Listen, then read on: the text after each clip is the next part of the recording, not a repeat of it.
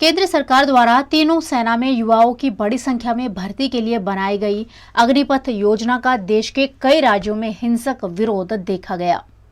केंद्र सरकार द्वारा हाल ही में घोषित की गई नई सैन्य भर्ती प्रणाली के खिलाफ आज देश के कई राज्यों में जमकर विरोध प्रदर्शन हुआ। आर्मी, नेवी और वायुसेना में भर्ती के लिए सरकार की नई योजना अग्निपथ के विरोध में युवाओं द्वारा हिंसक प्रदर्शन किया गया। कल से शुरू हुआ ये विरोध यूपी, हरियाणा, राजस्थान समेत कई राज्यों में पहुंच गया है। शांति से शुरू हुए इस विरोध प्रदर्शन ने अब उग्र रूप अख्तियार कर लिया है। बिहार में तो कई जिलों में आगजनी की घटनाएं भी सामने आई है। केंद्र सरकार की इस नई स्कीम का सबसे ज्यादा विरोध बिहार में ही देखने मिल रहा है। इस प्रदर्शन में शामिल युवा सड़कों में आगजनी के अलावा ट्रेनों की बोगियों में भी आग लगाते हुए देखने मिले। करीब 5 ट्रेनों को आग के हवाले कर दिया गया। दिल्ली हावड़ा मुख्य रेल लाइन के बक्सर और आरा स्टेशनों पर भी जमकर तोड़फोड़ हुई है और रेल संपत्ति को नुकसान पहुंचाया गया है। अग्निपथ योजना का विरोध अब राजस्थान में भी शुरू हो गया है। राष्ट्रीय लोकतांत्रिक पार्टी ने भी इस योजना के विरोध में आंदोलन शुरू कर दिया है। सीकर में बड़ी संख्या में एकत्रित युवाओं ने जमकर तोड़फोड़ की। उत्तर प्रदेश में भी अग्निपथ योजना का जोरदार विरोध देखने मिला है। बड़ी संख्या में युवा सरकार की इस योजना की खिलाफत कर रहे हैं। बुलंदशहर के साथ मथुरा, प्रयागराज, गोरखपुर में भी ये विरोध प्रदर्शन किया गया। युवाओं ने इस योजना को रद्द करने की मांग की है, जिसमें सेना में सिर्फ 4 साल के लिए युवाओं को भर्ती किया जा रहा है। केंद्र सरकार द्वारा हाल ही में ये योजना घोषित की गई है, जिसमें इस वर्ष 46,000 युवाओं को सशस्त्र बलों में शामिल किया जाएगा। इस योजना के मुताबिक युवाओं की भर्ती संविदा आधारित होगी, जो कि 4 साल के लिए होगी। भर्ती किए गए युवाओं को अग्निवीर कहा जाएगा। अग्निवीरों की उम्र 17 से 21 वर्ष के बीच होगी और उन्हें 30 से 40,000 प्रति माह वेतन भी दिया जाएगा। हालांकि भर्ती हुए 25% युवाओं को सेना में आगे मौका मिलेगा, बाकी के 75% को नौकरी छोड़नी पड़ेगी। केंद्र सरकार ने सेना के जवानों के वेतन और पेंशन पर खर्च हो रहे करोड़ों अरबों रुपए में कटौती करने के लिए इस योजना को बनाया है। साथियों, भारत सरकार ने जो नई योजना बनाई है अग्निपथ योजना, इसमें कथित रूप से बेरोजगारों की मदद के लिए योजना का निर्माण किया गया है। लेकिन 4 लाख लोगों को 4 साल तक नौकरी देना, उसमें से सिर्फ 1 लाख बाद में परमानेंट नौकरी करेंगे, बाकी 3 लाख लोग दोबारा बेरोजगार हो जाएंगे। ये जो अग्निपथ योजना है, इसका पूरे देश में विरोध हो रहा है। जिन नौजवानों के लिए इस योजना को बनाया है वही सड़कों पर आ रहे हैं, इसका घोर विरोध कर रहे हैं। उनके भविष्य को अंधकार में जाते हुए वो देख रहे हैं। मैं चाहूँगा कि सरकार इस स्कीम को वापस ले और इस प्रकार की योजना बनाने से पहले विचार विमर्श हो। लोग, जो नौजवान हमारे पढ़े लिखे साथी हैं, भाई बहन हैं, उनको रोजगार के अवसर मिलने चाहिए। देश में उद्योग लगे, निवेश हो, अर्थव्यवस्था बेहतर हो, हम सब चाहते हैं। लेकिन इस प्रकार की योजना की जो घोषणा हुई है, उसका इतना विरोध हो रहा है पूरे देश में। मैं आग्रह करूंगा केंद्र सरकार से कि इस अग्निपथ योजना को वापस लें, क्योंकि सेना के साथ खिलवाड़ नहीं होना चाहिए और नौजवानों के भविष्य के साथ खिलवाड़ नहीं होना चाहिए। कोई कारगर योजना लेकर आएँ जो स्थायी रूप से लोगों को रोजगार मिले।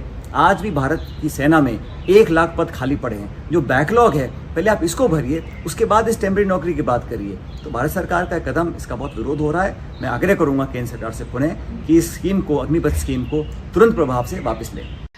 गुजरात के पाटीदार अग्रणी और खोडलधाम चेयरमैन नरेश पटेल भाजपा, कांग्रेस या आम आदमी पार्टी में जुड़ेंगे, इसकी अटकलें पिछले कई दिनों से लगाई जा रही थी, लेकिन इन अटकलों को नरेश पटेल ने खारिज कर दिया है। करीब 6 महीने तक सस्पेंस बनाए रखने के बाद प्रभावशाली पाटीदार नेता नरेश पटेल ने सक्रिय राजनीति में नहीं उतरने का ऐलान किया है। श्री खोडलधाम ट्रस्ट के प्रमुख की ओर से किए गए इस ऐलान से कांग्रेस की उम्मीदों को झटका लगा है। दिसंबर में होने जा रहे गुजरात विधानसभा चुनाव से पहले पार्टी उन्हें अपने पाले में लाने की भरपूर कोशिश कर रही थी। इस मुद्दे कई बार पार्टी के वरिष्ठ नेताओं से नरेश पटेल की मुलाकात भी हुई। इसी के साथ भारतीय जनता पार्टी और आम आदमी पार्टी के नेताओं के साथ भी नरेश पटेल की लगातार बैठकें देखने मिली, लेकिन आखिरकार उन्होंने सक्रिय राजनीति में आने से इनकार कर दिया है। नरेश पटेल ने इस मौके पर कहा कि युवा और महिलाएं उनके सक्रिय राजनीति के उतरने के पक्ष में हैं, लेकिन समुदाय के नेता इसके खिलाफ है। राजकोट जिले में स्थित खोडलधाम में मीडिया से बातचीत करते हुए नरेश पटेल ने कहा कि पाटीदार समुदाय के वरिष्ठ लोगों ने मुझे कहा कि यदि मैं किसी राजनीतिक दल में शामिल होता हूं तो हर समुदाय के साथ न्याय नहीं कर पाऊंगा। खोडलधाम की शिक्षा, स्वास्थ्य, कृषि से संबंधित कई प्रोजेक्ट्स अधूरे हैं, उन पर काम करने की बात नरेश पटेल ने कही है। आज रिपोर्ट एवो छे कि वडीलो खूब चिंता करे छे अने युवानो बहनों हजी पण ઈચ્છે છે કે હું રાજકારણમાં આવું, તો ત્યારે બહેનો અને યુવાનો ને હું જણાવતા મને અતિ આનંદ થાય છે કે આજે ખોડલધામ ટ્રસ્ટ જેમ જીપીસીબી અને અન્ય પરીક્ષાઓની તાલીમ આપે છે એમ આજથી ખોડલધામના નેજા હેઠળ ખોડલધામ પોલિટિકલ એકેડેમી આજથી અમે જાહેરાત કરી છે અને દરેક સમાજના યુવાનોને અમે આમંત્રિત કરી છે।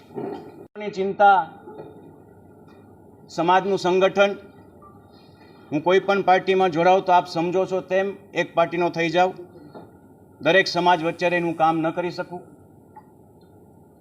ત્યારે જે વડીલોની ચિંતા, એ ચિંતા મને થોડી યોગ્ય લાગી।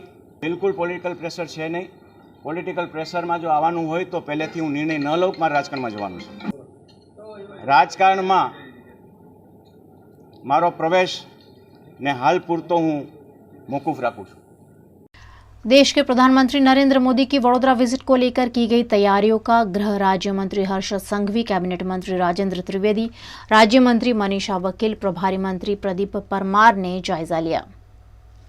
गुजरात में दिसंबर 2022 में विधानसभा के चुनाव है और विधानसभा चुनाव के मद्देनजर देश के प्रधानमंत्री नरेंद्र मोदी का लगातार गुजरात आना जाना जारी है। इस बार प्रधानमंत्री नरेंद्र मोदी वडोदरा आ रहे हैं, जहां से वे लोकसभा का चुनाव जीते थे।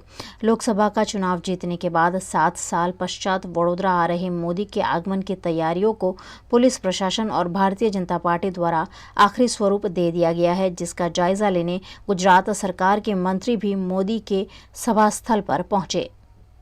આખું વડોદરા એમને આવકારવા માટે થનગની રહ્યું છે। શહેરની અંદર અદ્ભુત રીતે આવકારવા માટે હોર્ડિંગ્સ, બેનર, સંગઠનના સૌ મિત્રોએ મળીને, સંગઠનના આગેવાનોએ, પ્રમુખશ્રીએ, મેયરશ્રીએ ખૂબ સુંદર વ્યવસ્થા કરી છે। 5 લાખ લોકો, નાગરિકો, ભાઈઓ અને બહેનો ભેગા થવાના મોદીજીને સાંભળવા માટે। મોદીજી હવે માત્ર વડાપ્રધાન નથી, વૈશ્વિક નેતા બન્યા છે, ત્યારે સમગ્ર ગુજરાત એમને જોવા માટે તરસી રહ્યું હોય ત્યારે પહેલી વાર એવો પ્રયોગ થઈ રહ્યો છે કે ડોમની અંદર આદરણીય પ્રધાનમંત્રી શ્રી ઇલેક્ટ્રિક કાર્ટની અંદર ઝિગઝેગ મૂવમેન્ટથી તમામ લોકોને મળી શકે, તમામ લોકોને દર્શન આપી શકે, પોતે સ્વયં નિહાળી શકે, દર્શન લઈ શકે, લોકોના આશીર્વાદ લઈ શકે। 18મી તારીખે કુલ 21,000 કરોડથી વધારેના પ્રોજેક્ટના વડોદરા ખાતેથી આદરણીય પ્રધાનમંત્રી શ્રી દ્વારા લોન્ચિંગ અને અનેક પ્રોજેક્ટોના ખાતમુહૂર્ત બી કરવામાં આવશે। રેલવે વિભાગના 16,000 કરોડથી વધારેના પ્રોજેક્ટો અને ખાસ કરીને 1,41,000 પરિવારો કે જે પરિવારો વર્ષો વર્ષથી પોતાના ઘર, એ ઘર ક્યારે બને અને પોતાના પરિવાર સાથે ક્યારે પોતાના ઘરમાં રહી શકે તેવા સપના જે જોયેલા, એ સપના સાકાર કરવાનું કામ આદરણીય મોદી સાહેબ દ્વારા થવાનું છે। 1 લાખથી વધારે ઘરો, અનેક ઘરોના લોકાર્પણો અને ખાતમુહૂર્ત, આ બેઉ એક સાથે 18મી તારીખે આ જ ગ્રાઉન્ડ પરથી કરવામાં આવશે। એક ખૂબ જ મહત્વની યોજના મુખ્યમંત્રી માતૃશક્તિ યોજના, જેના થકી ગુજરાતની ખૂબ મોટી સંખ્યામાં મહિલાઓને પોષણયુક્ત આહાર આપવાની વ્યવસ્થા એ રાજ્ય સરકાર દ્વારા કરવામાં આવવાની છે। જે યોજના આવનારા દિવસોમાં કુપોષિતથી પોષણયુક્ત તરફ લઈ જવામાં ખૂબ જ મહત્વની સાબિત થશે. અભિવાદન કોઈ બી પ્રકારનું પ્લાનિંગ કે આયોજન પૂર્વક કરવામાં આવ્યું નથી, પરંતુ મોદી સાહેબનો જે રૂટ હોય તો આ સ્વયંભૂ લોકો દરેક વખતે જતા હોય છે, પરંતુ આ વખતે કોઈ બી પ્રકારનું રસ્તામાં અભિવાદનનો કાર્યક્રમ રાખવામાં આવ્યો નથી. કયો ટાર્ગેટ એ તમારા મનનો વિચાર છે, પરંતુ ખૂબ મોટી સંખ્યામાં લોકો અહીંયા હાજર રહેવાના છે. 5 લાખ લોકો તો આવશે જ, એનાથી વધારે સંખ્યા આવે તો બી નવાય નહીં. देश के प्रधानमंत्री नरेंद्र मोदी की वडोदरा विजिट के चलते पूरा शहर जैसे कि भारतीय जनता पार्टी के रंग में रंगता जा रहा है।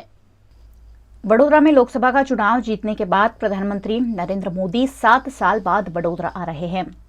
ऐसे में वडोदरा शहर जैसे कि मोदी के रंग में रंगता जा रहा है। जगह जगह प्रधानमंत्री मोदी के पोस्टर, बैनर, कटआउट देखने मिल रहे हैं। चारों ओर भगवे झंडे भी लहरा रहे हैं। वडोदरा के सभी मुख्य इलाके, सार्वजनिक स्थलों, ट्रैफिक सर्कल पर भारतीय जनता पार्टी के झंडे देखने मिल रहे हैं। ताज्जुब की बात तो ये है कि प्रधानमंत्री इन इलाकों में तो आ भी नहीं रहे हैं, तो ये झंडे किसको देखने के लिए लगाए गए हैं, उस पर एक बड़ा सवालिया निशान है। प्रधानमंत्री मोदी वडोदरा शहर के अंदरूनी इलाकों में आने ही नहीं वाले हैं। उसके बावजूद वडोदरा में किया जा रहा ये तामझाम लोगों में चर्चा का खूब केंद्र बन रहा है।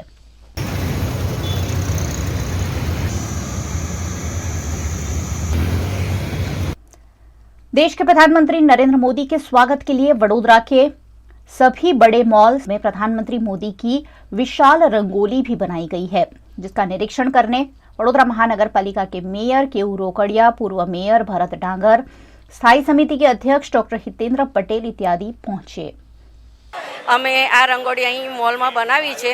આ રંગોળી પૂરી કરવામાં અમે લોકો 5 કલાકારોએ એક સાથે કામ કરેલું છે અને અમને 20 કલાક લાગેલા છે અને 150 કિલો જેટલો અમારો કલર આ રંગોળી બનાવવામાં યુઝ થયેલો છે. વડાપ્રધાન શ્રેણી 5 mall, central square mall, Inorbit ખાતે, તક્ષ કોમ્પ્લેક્સ વાઘોડિયા રોડ, યુવા મોલ માંજલપુર અને રેલવે સ્ટેશન વિથ ટ્રાન્સક્યુબ, આ 5 જેટલા મોલને ખાતે રંગોળીનું આયોજન કરવામાં આવ્યું છે.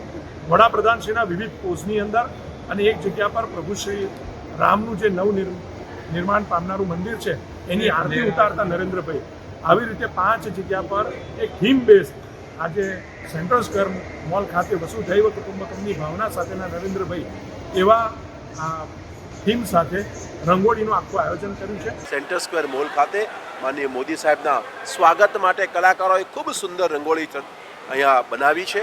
કોર્પોરેશનના માધ્યમથી અલગ અલગ મોલની અંદર આ પ્રકારની રંગોળીનું નિર્માણ થયું છે. લોકોએ સોસાયટીની બહાર પણ માનનીય મોદી સાહેબની રંગોળી બનાવી છે, એમના સ્વાગતની તૈયારીઓ કરી છે. આ જ દર્શાવે છે કે રાષ્ટ્ર સેવા માટે, જન સેવા માટે સમર્પિત કોઈ નેતૃત્વ હોય તો વડોદરાવાસી હંમેશા એને અનહદ પ્રેમ કરે છે અને એમના સ્વાગત માટે વડોદરાવાસીઓ થનગની રહ્યા છે. प्रधानमंत्री मोदी की जनसभा का आयोजन 18 जून को लेप्रोसी मैदान में किया गया है, जिसकी तैयारियों का जायजा लेने सांसद, मेयर और प्रभारी मंत्री मौके पर पहुंचे। प्रधानमंत्री मोदी की वडोदरा विजिट को लेकर यहां के जनप्रतिनिधियों में उत्साह देखने मिल रहा है। प्रधानमंत्री के स्वागत के लिए तरह तरह की तैयारियां की जा रही है। इसी के तहत प्रधानमंत्री नरेंद्र मोदी का 71 फीट का विशाल कटआउट लेप्रोसी मैदान पर लगाया गया है। वडोदरा के प्रभारी मंत्री प्रदीप परमार, सांसद रंजनबेन भट्ट, मेयर केयूर रोकड़िया समेत के जनप्रतिनिधि मौके पर पहुंचे और यहां की जा रही तैयारियों का निरीक्षण भी किया। ભારત દેશના વડાપ્રધાન, વૈશ્વિક નેતા અને જેને કદાચ સમગ્ર વિશ્વની અંદર ભારતને એક મજબૂત રાષ્ટ્ર તરીકે એની છાપ ઊભી કરી છે એવા વડાપ્રધાન જ્યારે 71 વર્ષના આજે થયા છે, 71 વર્ષ પૂર્ણ કરી 72મું વર્ષ ચાલી રહ્યું છે, ત્યારે 71 વર્ષ નિમિત્તે 71 ફૂટનું સમગ્ર ગુજરાતની અંદર પ્રથમ વખત આટલી મોટી હાઇટનું કટઆઉટ આજે વડોદરા મહાનગરપાલિકા દ્વારા એમના ભવ્ય સ્વાગત માટે લગાવવામાં આવ્યું છે. વડોદરા ભારતીય જનતા પાર્ટીના તમામ કાર્યકર્તાઓ પણ જુદી જુદી રીતે સાહેબને કેવી રીતે સ્વાગત થાય એનું આયોજન કરી રહ્યા છે. વડોદરા મહાનગર સેવા સદન એટલે માન્ય મેયરશ્રી દ્વારા 71 ફૂટનું આખું નરેન્દ્રભાઈનું કટઆઉટ અહીંયા મૂકવામાં આવ્યું છે સભા સ્થળે અને એ રીતે નરેન્દ્રભાઈ મોદીજીનું સ્વાગત કરી રહ્યા છે. વડોદરા ખૂબ ઉત્સાહી છે. ગુજરાતના પરોતા પુત્ર, દેશના યશસ્વી વડાપ્રધાન વૈશ્વિક નેતા શ્રી નરેન્દ્રભાઈ મોદી જ્યારે વડોદરાની એમની કર્મભૂમિ પર આવી રહ્યા ત્યારે ગુજરાતની અંદર નરેન્દ્રભાઈ મોદીના 71 વર્ષ નિમિત્તે આ 71 ફૂટ લાંબુ કટ હાઉસ વડોદરા નગરના લોકોએ બનાવ્યું છે. ભારતીય જનતા પાર્ટી વડોદરા શહેર વડોદરા જિલ્લા દ્વારા જે પ્રકારે અદ્ભુત આયોજન કર્યું છે એ માટે આખી ટીમને હું ખૂબ અભિનંદન પાડું છું. મને પ્રધાનમંત્રી દ્વારા જે પ્રકારે સમગ્ર દેશ અને લોકો માટે ગરીબો માટે ખાસ કરીને જે કલ્યાણકારી યોજનાઓ બનાવી છે એ પ્રધાનમંત્રી આવાસ યોજના હોય, સુકન્યા સમૃદ્ધિ યોજના હોય, ગરીબ બહેનોને ઉજ્જવલા યોજના, આવી વિવિધ પ્રકારની અનેક યોજનાઓના માધ્યમથી છેવાડાના માનવીનો વિકાસ કરવાની જે એમની ખેવના છે એના ભાગરૂપે જ્યારે ગુજરાતની પ્રજા નરેન્દ્ર મોદી જે પ્રકારે કામ કરી રહ્યા છે એ ઉમળકા સાથે આખું વડોદરા શહેર એમના સ્વાગત માટે વિલોડો ચડાવવાનું હોય ત્યારે પ્રધાનમંત્રીશ્રીનું સ્વાગત શાનદાર સ્વાગત થવાનું છે.